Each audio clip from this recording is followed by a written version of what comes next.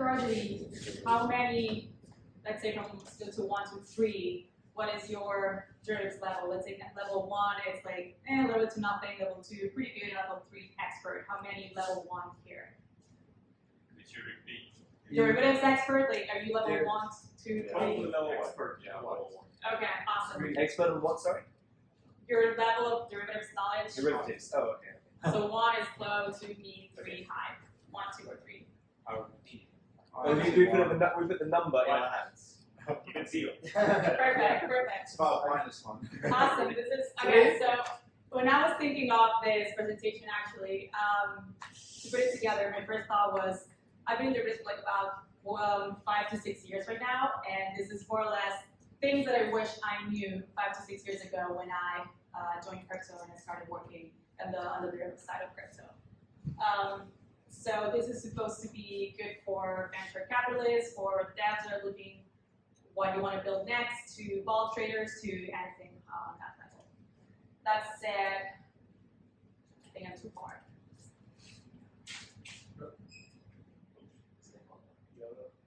Oh, thank you. Okay, so this is what I'll be following. First, a bit more about myself and what gives me the right to speak about this today. A bit of derivatives 101 introduction, an evolution of crypto derivatives. I'm a big history person, so I believe that when you learn a new topic, if you actually learn a bit of the history, it's easier to know what's happening today or like understand the today of derivatives in this case. Next, where's the volume? Where are people trading, or what's interesting these days? A bit more on DeFi derivatives, because after all, it is a Web3 event, even though most of the volume happens on DeFi. And finally, what's next? What trends do I see, or other people at what trends do they see, and what things should be built for more adoption on the derivative side. All right, so about myself, again, yeah, I'm from Barcelona. I studied right across the mountains at Vidiella, and then I went to grad school in Boston, studied computer information systems. As for experience, I started my career working as a environmental commodities broker at STX Group in Amsterdam. Actually, funny enough, biofuels and carbon credits and whatnot, they trade very similarly to crypto derivatives, probably because Bitcoin and Ethereum are commodities, so that's why there's a lot of similarities there. I was an operations manager at LedgerX. LedgerX is the first yet to see regulated exchange in the US for Bitcoin and Ethereum derivatives. And since it was only US and I wanted a bit more of a global scope, I moved to Paradigm, not the venture fund, but actually an options trading platform or derivatives trading platform where it's the largest liquidity network for derivatives. We do more or less about 30% of the global options volume to give you an idea of the size of the company. And finally, today I'm the from Vidiella strategy for LedgerPrime, which is a multi-strategy asset management firm based out of New York. Other stuff about me, I'm advisor to a few projects, director of Women in Blockchain, which we organize educational events and networking events around the globe, and we welcome everyone, and I'm also a Forbes contributor. All right, a bit of one-on-one. So what are derivatives? As the term says it pretty easy, it's a contract that derives its value from the performance of the underlying entity. This underlying can be any asset, from equities to FX to commodities or index interest rates. And we often just call it underlying in the derivatives world. And in crypto, it's pretty much only been the token itself. There's a few indexes as well, but it's mostly only tokens end up being derivatives. The 4 major contract types in crypto are swaps, very easy, you swap one token for another one. Futures or forward contracts, futures, just a future contract, 1, 3, 6 months out from today. Forward, same thing as futures, the only difference is that futures are listed on exchanges and forwards are just traded completely over the counter or OTC. And finally, options, which is more complex. You get expiries and strike prices and weeks and all this like crazy math that people think, but it's actually not that complicated if you look into it. And finally, perpetual swaps or futures, which are the star derivative of crypto, but fun fact, is actually not a crypto native product. Perpetual swaps, they are a product of 1992. There was an economist, his name is actually Robert Schiller, for finding the last name. But it came out of there was a lot of gold trading going on in Hong Kong back in the 90s, and it was a little bit annoying to do all the future settlement and learn exactly what's happening there, but he came up with the idea of perpetual swaps specifically for this. But yeah, it wasn't until crypto came in that it became massively adopted. Now, why are they important? They do contribute to the health of the industry, believe it or not. This past cycle has been not easier, but since the volumes of Bitcoin and Ethereum derivatives were really high, the asset crash was not as quote unquote bad, even though it was pretty bad. Other than that, the thing about derivatives as well is that as an investor, they give you a lot of information about the future expectations of like any future price action, especially on the option side. If you go to the options chain, let's say like a month from now, and you look at the open interest of certain strikes, you can see more or less where most market makers or large investors think that the price would be at that time of the month or the year. And the main reasons why people trade derivatives are, of course, one, managing risk or exposure to an asset, and that's as classic like hedging strategies. There's a wide variety of those. Speculation of directional bets. This is actually a pretty cool chart that afterwards in the Q&A I can explain, but if you buy call options when volatility is really low and you think that the market is actually going to appreciate in the future, it's a better trade than just holding spot. And then, in general, not always. And then finally, to leverage or amplify risk or rewards. Most derivatives platforms will allow you to trade on margin on a position, and that allows investors to then open position across other assets. Quick history. So actually the first platform that launched derivatives in crypto was ICBMT, which was more like an OTC platform where two counterparties would agree on the future price of Bitcoin. And in parallel, Bitcoinica launched inverse perpetual futures based on the economist that we talked about earlier. The difference between inverse and just perpetual futures is how it's settled. If you want to build a position on Bitcoin, let's say, you would go mainly inverse because that's how you'll be receiving the P&L, as opposed to the direct one, which is generally settled with cash or stable coins. 2014, we have Arthur and his three co-founders that bring BitMEX, and it wasn't until 2016 that they listed perpetual swaps, and that's when the perpetual craze started in crypto. In parallel, we have Deribit, which is the largest options exchange. They do about 85% of the exchange volume. That launched only with Bitcoin. And then in 2017, the regulated world came in. We got LedgerX in June launched, and then CME followed in December with just futures. 2018, another exchange came around. 2019, Deribit had a bigger bet for institutions partnering with Paradigm, and LedgerX on the other side, a bigger bet for retail, getting an amendment of their licenses and opening to retail, right? From there, a few other things. 2020 was basically when derivatives was all full force, and even on DeFi, it wasn't until May 2021 or so that derivatives started picking up here, right? DYDX has actually been around since 2017, but it wasn't until their liquidity program in August 2021, that you didn't see all the volume happening. All right, so after all of this, where is the volume? These are actually very interesting numbers. There's about 61 CeFi exchanges that offer futures and perps. If we add options to it, you can say about 70, maybe 71. On the DEX side, there's 426 DEX offering futures and perps. If we add options, maybe 450, something like that. Now, even though there's many more DEXs than CeFi exchanges, the volumes on the DEX side are much smaller than on the CeFi side, right? Specifically, what is a little sad, especially I mainly focus on options, and when I see DeFi options at 38 million CBL. It saddened me a little bit, but there's a reason for that, and there's ways around it that we'll talk about in a little bit. So just to list like the main exchanges here on the option side, perps and futures. Now also the reason they are separated, I don't know why, but in crypto, for some reason, perps and futures picked up so much that became derivatives, and then options is like something else. But now options is picking up so much that I think like in about a year or two, we can expect everything to be within the same bucket. There's just like quick charts on the option side. Not much to point here, maybe a couple of things. If we look at, this is the Ethereum open interest, Bitcoin open interest. Here we see a bit of a difference in this part of the chart. Up until like 2021 more or less, yeah.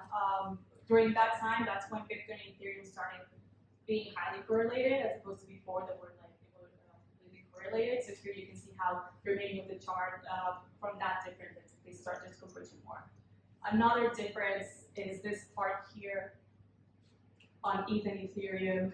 This is where the merge was happening, which is why you have a lot more open interest there than you had during this last month of summer last year. On the perps and futures, they actually they go pretty much in parallel, so there's not much to talk about here. And now we enter finally DeFi derivatives. So the two major DEXs for DeFi derivatives are DYDX and GMX. So on the volume side, DYDX is much higher. It's the purple one here, and GMX is the blue one. But on the TVL, GMX is higher. There's been a lot of chatter about why is that. Gazillion reasons around it. There's it's from one side it comes from both exchanges are very different in terms of like how they reward liquidity providers, and then just like country specifics around it that just brings different value, right? So there's really there's not a better or worse one. They're both equally as good. It's just interesting to see how different investors prefer one over the other one depending on the specifics of each platform. Getting on the options side, the reason why at some point during the peak of the market, I think the TVL was about like 200-300 million. But the issue with DeFi options is that when they first launched, Ribbon Finance was the first protocol to come up with what it's called DeFi option balls. And the balls are nothing but kind of, you can think about it as a liquidity pool where but the main idea is that you're basically, it's a call overriding strategy where the main depositor in this case is the retail customer, because they're collecting the premium from the call overriding, and that premium is compounded week to week as the call option sells week to week, right? So as the issue here is that as a retail customer, when you see the yields of the balls as opposed to the yields that you get, for instance, staking, it's much more appealing, and technically because your call overriding in their mind, it's okay, this is safer than any other thing I see right now in DeFi, so I'm going to lock my capital here and see it compound. Now, as a retail trader, most retail traders do not know how to hedge your exposure, because even though you're selling calls, so technically you're covering your downward risk. They don't really know how to hedge their deltas. So what happens is that maybe during 3 to 4 months, if the market is like really quiet, nothing is really happening, you keep stacking this premium week to week. But then you have, for some reason, one event where the market just goes upwards, and everything you have achieved over the past 6 months is gone. So, and that's basically what happened over the last year, right? They just started like losing capital, and in the end, they withdraw everything. On the other side of the trade, it's all market makers. So for market makers is an easy way to get some yield, and then they offload all of their risk to CeFi exchanges like Deribit, where they can actually handle liquidity there. That said, the characteristics of DeFi derivatives, nothing is not really, it's a no-brainer. Everything just relies around the smart contract, right? Technically reduced trading fees because there's no intermediary, but in the end you can find that it might be more depends on many features here. The good thing about knowing community is true that it removes the counterparty risk, but at the same time, you're taking over the smart contract risk, which sometimes is like hard to understand how you want to hedge with that risk. And then it is true that it's publicly audited. My favorite auditor, I would say, it's crypto Twitter, especially for market makers. They know all of our addresses, so it's always fun to see what's happening there. But yeah, it makes it, at least from a platform perspective or like tech perspective, it allows users to verify integrity of the platform, right? So other reasons why DeFi derivatives volume has not picked up that much. From one side, more to modern days or today, there's high interest rates. So most investors and most retail customers right now, they'd rather just have their capital locked up in T-bills. Of course, another one is like smart contract risk, and this is more pushing institutions away. Then proliferation of like the pump and dump protocols. Not to blame anyone here, I think we've all been guilty of this, right? When there's a DeFi protocol that gives you a bunch of tokens for running liquidity on any level of trading, whether that's millions or just like a few $100, and right after the token goes live trading, you just sell it and the platform just like goes and disappears, right? This has pushed a lot of institutions away, has also pushed a lot of like retail investors away, and it's just stayed a little bit stagnant. And finally, low liquidity. For a retail investor, maybe it doesn't matter that much, but for an institution that takes LP capital and to an extent, the average hedge fund in crypto is about 50 to 70 million AUM. If you log up 3 million in a protocol and for some reason that disappears, it's a big chunk of your capital that's gone that will be really hard to recover. So what's next? These charts are actually not crypto charts, but I wanted to show on a global level how the derivatives trading overall. So this is globally across all asset classes. It separates exchange traded derivatives from OTC notional volume just because the way they gather data is different. So exchanges will tell you their volume in contract numbers, and OTC desk will give it to you in dollar numbers. And that's purely marketing play, which is a little stupid. But anyways, of course, the main point of this slide is that you can see how volumes have increased dramatically since it goes all the way down to 1998 to today. And there's no reason why this would not happen to crypto, especially if we are thinking of an on-chain future, or to a certain extent, we think that all asset classes can be tokenized. This is what we can expect for crypto derivatives as well. With that, in terms of actual numbers, the global derivatives volume is $1 quadrillion. That includes everything OTC and exchange. Only OTC is $640 trillion. And then we have crypto there, which I was very generous with the bubble size, but it's a teeny 44 billion today. But there's potential for that much. So what's next, or what could we expect? On the institutional side, there's been a lot of prime brokerage maturity. A prime brokerage is basically a central platform that connects to multiple exchanges, and you can have your assets sitting there while you trade on all these exchanges. It makes it safer for investors. The spot ETF approval will bring a lot more regulatory certainty, so that will also bring a lot more volume back because it will basically allow more traders to come back across any country. Tokenization, we saw this slide before, $1 quadrillion. So if this is actually possible, then yeah, the outlook here is massive.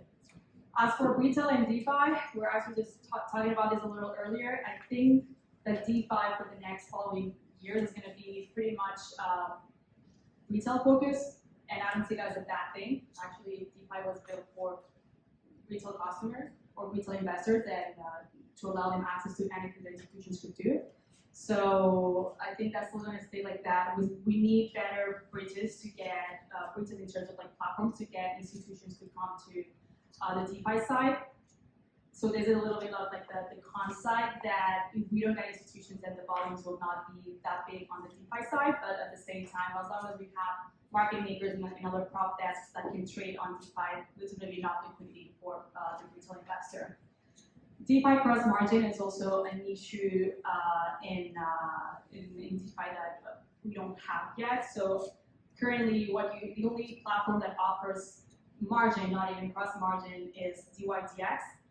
But cross margin will allow for you to open up different trades on different platforms without having to worry about where your liquidity is left up. And finally, structured products. So structured products is just a combination of different derivatives or other financial instruments that gives you quote unquote a safe yield, right? That's what DOBs were supposed to be.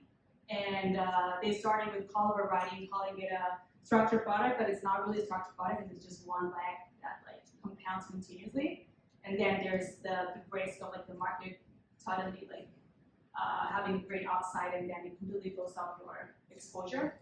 Structured products should be able to protect you better, but within the next cycle, if you find that you put structured products, that's also going to be a main driver of the whole derivatives landscape. And yeah, that's about it. The data on the slides mainly come from all of these companies you see here, and if you have any questions, please let me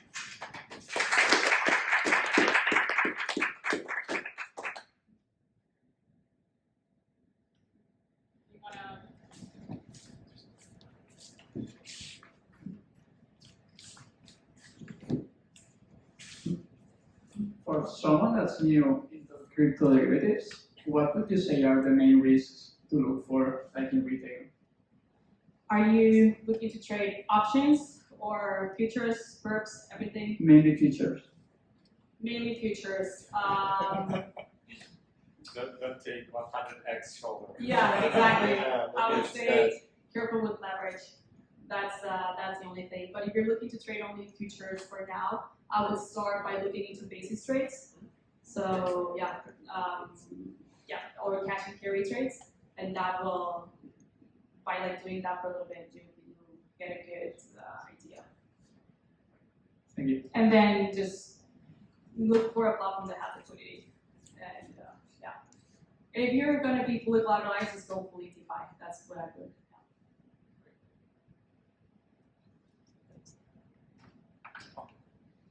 Thank you. Short question. So, do you think that the public nature of the blockchains is actually an issue for especially institutional traders because all traders are public and it's partially against the regulation? And do you think that zero knowledge can kind of partially Yes. fix it? So again, good question here. That my answer is on two levels. On one level, someone was asking me what do we think about on-chain RFQs. So RFQs, request for quote, is institutional traders that use it to request for a quote for a large trade, right? And that's generally what happens with OTC markets. If you bring this on-chain, if you don't use ZKs or some sort of way to hide this, then you'll know the volume or what the institutional player is doing, and that can move markets, right? So I do think for that reason, even though we're all for transparency here, if you want to protect investors, there's sometimes trades that maybe the general audience doesn't need to know because it can harm people more than help them. So if there's a way to use ZKs for that and allow for some privacy for the RFQs on chain, yeah, I think that would be the way to go. As for regulators, I think the biggest concern here for them, it comes down to knowing, everything comes down to taxes in many levels, right? So if as they don't really care, this is completely my opinion, but I don't think they really care about where you trade or what you do. It's more about you actually becoming honest with them and being like, this is my P&L. And then, of course, the where you trade, quote unquote, it depends on the country, right? If you're running a regulated hedge fund in the US, there's a lot of platforms you cannot touch for many reasons. But if you are an offshore entity, then you have to stick to whatever laws in the offshore entity jurisdiction are. Thank you.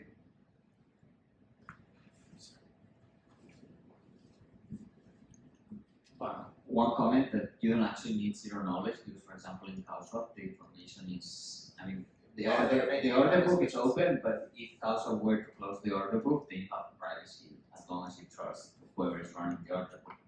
the question not just about the RFQ, but all the trades actually, because it's if you should know the trade of the institutional, you can copy trade it at least or do anything against it. If Vitalik comes, everyone wants to come. Yeah, true. So. Yeah. But my question is, do you think DYDX moving away from the liquidity, which is in Ethereum, to Cosmos, is going to have a downside for their business? TBD. We'll see. My honest opinion of DYDX is that I think one of the reasons why it had a lot of volume was because of the liquidity token back then, and when that incentive program finished, then you can see the chart. The liquidity dropped a lot, right? So them moving to Cosmos, I hope not, but because it is a good platform, but it's really TBD. I don't have a big opinion specifically. Yeah, but they're moving out not from Ethereum but from Starlink. But essentially from whatever, like pick Cosmos or Starnet, but they went away from Ethereum. I mean, my theory is the whole, because they moved to Starnet or Cosmos, instead of being a single order book, everyone runs the order book. So you can, no regulator can really attack UIDX anymore. But that comes at the caveat that then you're missing, like, the TVL on Ethereum is 300 times any. Yeah, it's a matter of custody, but now there is like native USDC on Cosmos ecosystem that you can use for that. Yeah. Matter of cost, matter of incentives. That's actually one of the things in DeFi that we see a lot. Once the incentives are done, the volume is gone, right? So I think one of the major challenges for us is to figure out how can we keep that volume even if incentives are gone. What can we do to make them stay there, right? What other incentives can we come up with without draining the protocol's treasury and also, I mean, if we think of innovations recently in DeFi, probably not that many, right? One good one would be how do we figure out another way to keep market makers and just traders and investors in general incentivized to still use the platform.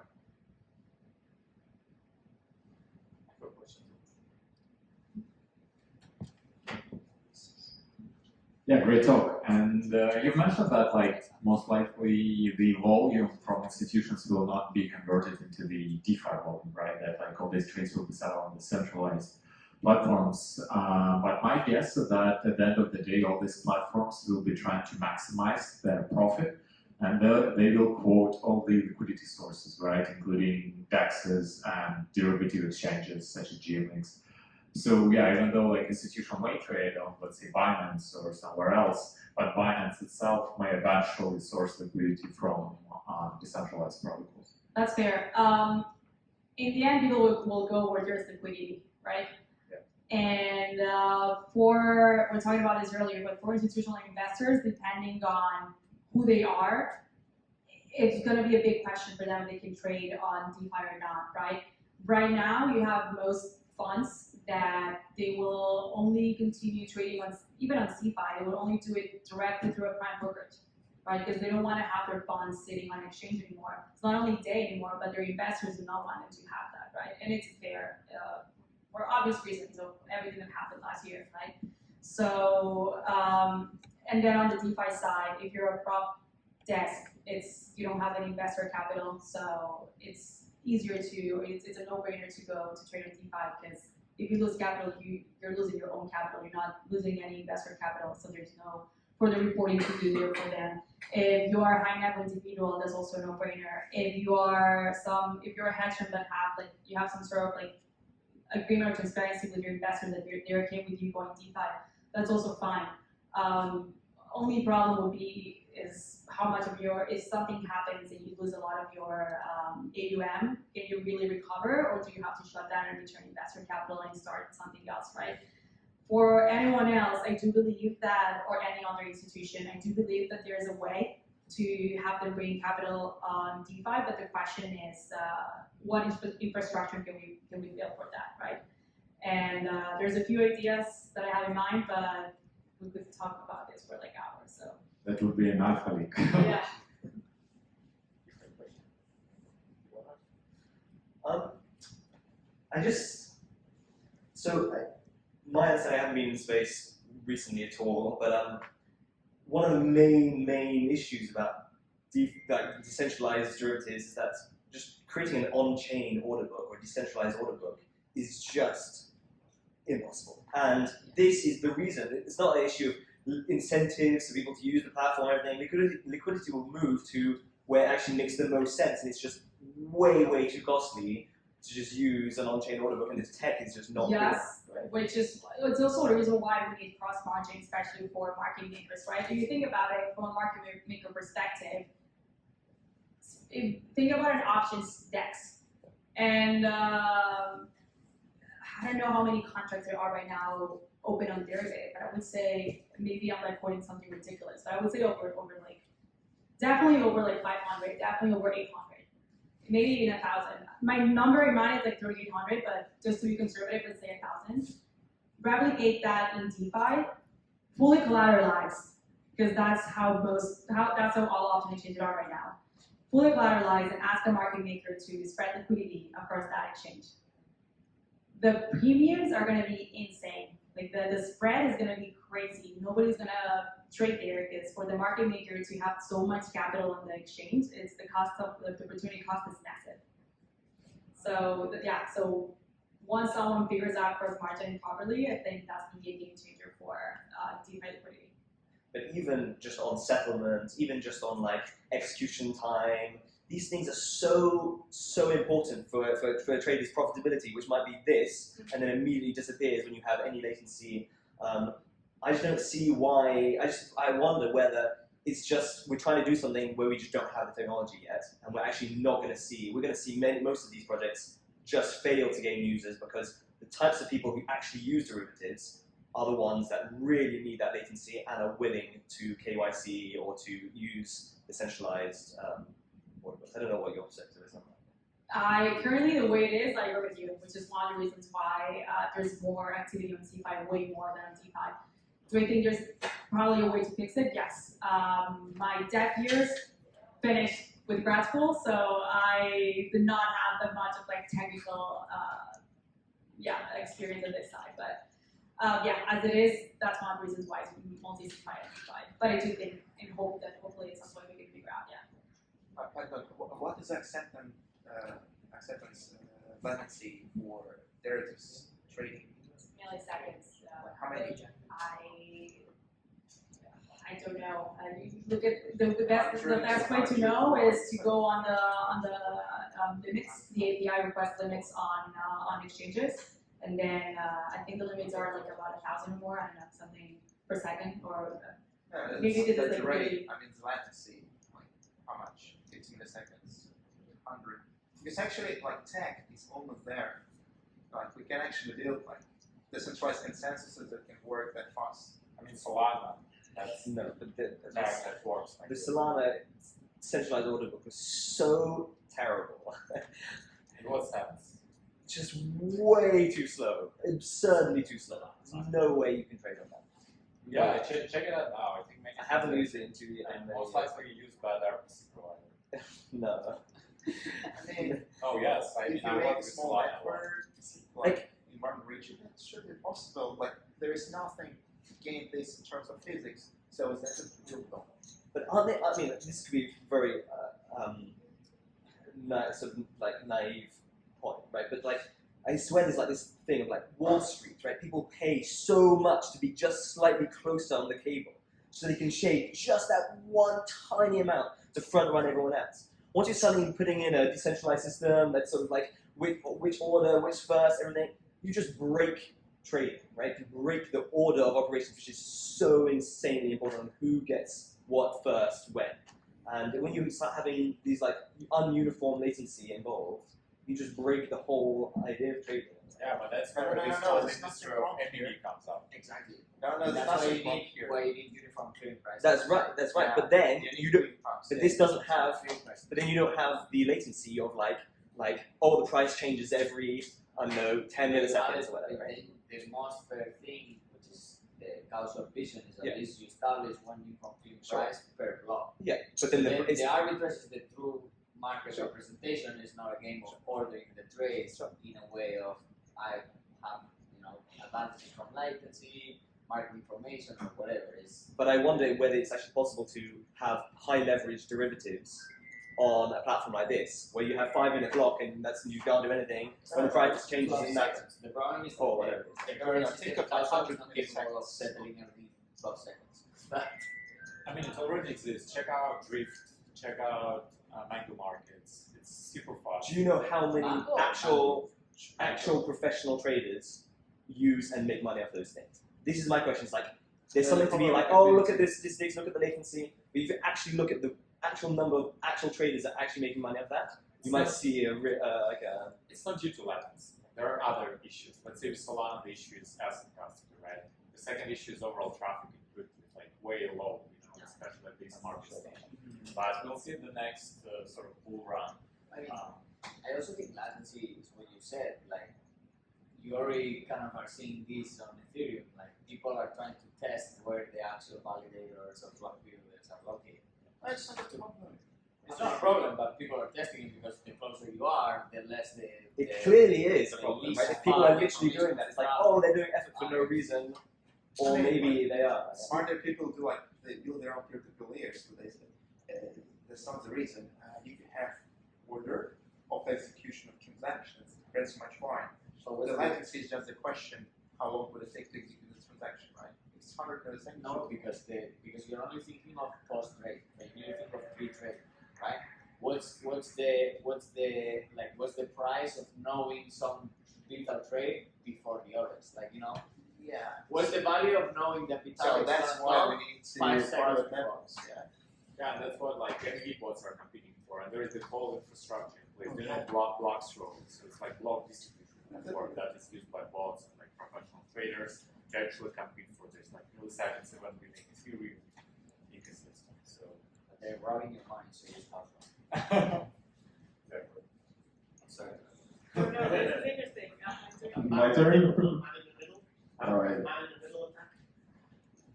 Who knows? That's what we call it. Man in the middle attack. It's like what percentage of people spend around to tank because everyone knows.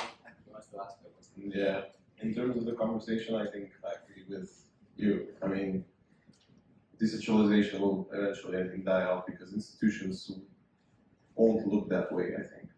And to add up to that, my question is, do you think there will be a collision between like traditional stock market derivatives and any type of crypto derivatives, where crypto derivatives supply the technology and the rails to put forward trades for stock market derivatives? And if you think there will be such a thing, what are like key technologies to look out for that will provide these rails? Wait, can you repeat again the question? Do you think there will be a collision between traditional stock market derivatives and crypto derivatives, in the way that crypto derivatives are just non-existent anymore and they just provide the technology to set forward trades in the traditional stock market derivatives market? Yeah, that's where tokenization of all asset classes comes in, right? Or like I think it's also called like real world assets. I just don't really like that term, but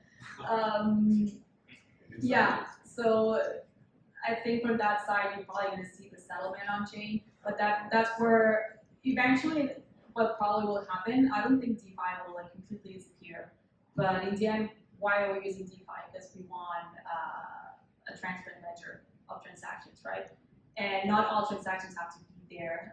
You will probably see more of a CeFi world, right? Where there's a lot of things that are going to happen off chain, and then they're going to end up, there's going to be some sort of like final on-chain settlement. But so that's where I see the collision with tokenization of assets. Now, as for what technology or what Avalanche has Evergreen, they recently launched Evergreen. I think that's probably something to look into. They're doing a really good job of partnering with institutions in New York and seeing how they can actually bridge their businesses together. So that's the first one that comes to mind, but it's also to be seen what other people build on Ethereum and in other L1s. I do know that Solana has been fixing a lot of their stuff, but we personally haven't really looked into it for like more than a year, so cannot really talk about it. I was in Singapore last week for Token, and the Zeta Markets guys, which are derivatives guys, they did tell me that their new platform is incredibly much faster. So that's something that we'll start looking into now in a couple of weeks. But until now, yeah, it's true that it wasn't fast enough, and there were a lot of issues with it. But let's see. Okay, thank you. Last question. Do you think that classical markets will be gradually moving on-chain, maybe like stock markets, not only like real world assets, but maybe at some point we'll be able to buy Apple stock in a single transaction? Not fully. Like, do I think that CeFi or like traditional markets, like just call them CeFi as well, would fully disappear? You want to kill that many businesses? It's not. I don't think It's also different, right? It's not about killing, it's about expansion. Exactly. Because now NASDAQ, instead of applying only for America, it's going to apply to the entire world. Mhm. Directly with my phone and a Right. So, sure, some will die. Yeah. Like Maple just launched this sort of cash management system where like protocols can ape into the US treasuries, you know. Yeah. MakerDAO, they're like generating a ton of revenue from the US treasury bills. Well, eventually, what we all hope is that people will be using the on-chain world without realizing, right? Similarly, right now, the classic example of you're sending an email and you don't say the protocol, the email protocol, right? You just say a tiny email. So that would be the ideal world into the future, but we'll see. Again, I'm like very TBD with all of this because I think this year a lot of projects have disappeared. There's a lot of like chatter about what to build next and whatnot, but really nothing has really happened this year. Even on venture perspective, it's hard to know where to deploy capital because there's nothing new coming up.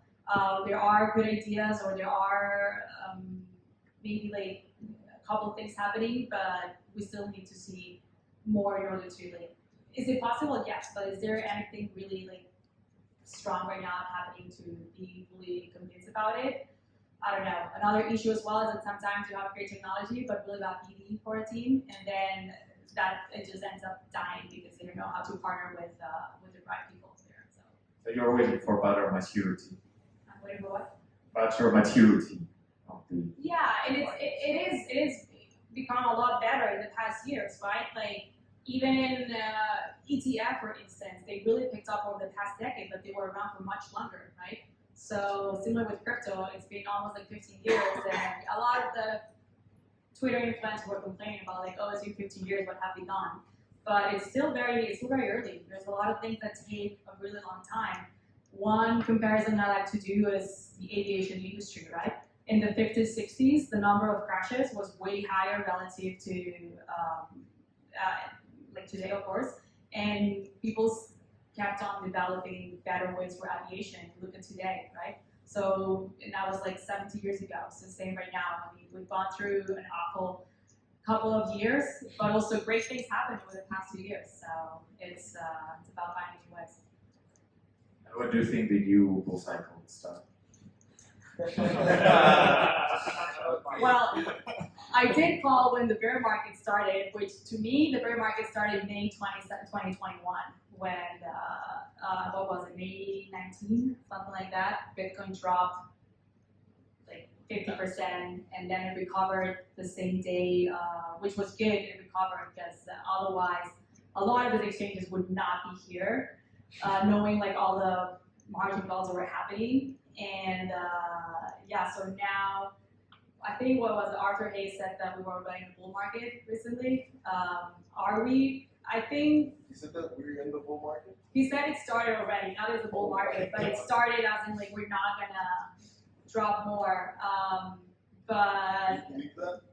I believe that right now we're sideways. We're completely. Are we gonna drop again? I don't think so. We're just waiting for the catalyst to get into the bull market. Is this gonna happen next month? No. Is it gonna happen next 3 months? I don't know. But hopefully we have a few things happening next year. We have to, or this technically, what I think in like 2-3 weeks we need to hear back from the SEC about the ETF approval.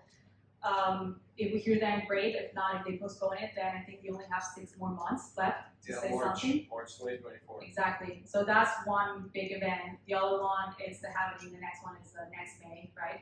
Historically, it doesn't happen right after, but like a few months later, you start seeing more. So those are the 2 major events, and then just more regulatory conversation. I think that would help. Like crypto Twitter likes to say, do we deserve it? Not yet, not yet. Not yet. Always. Give it a few more months. Everyone's still too happy. We need a little more fear. Well, we need to be optimistic, because otherwise, what are we doing here? I got a question. Yeah. So I came from upstairs. I missed the talk. But just saw that BIS logo now. I just wondered what's the relevance. That's because I think that some of these numbers were from BIS, from some of the reports. Only the top 2. They look like BIS charts. Yeah, Top right, actually. that's the top right. Yeah, the top 2 actually. Yeah.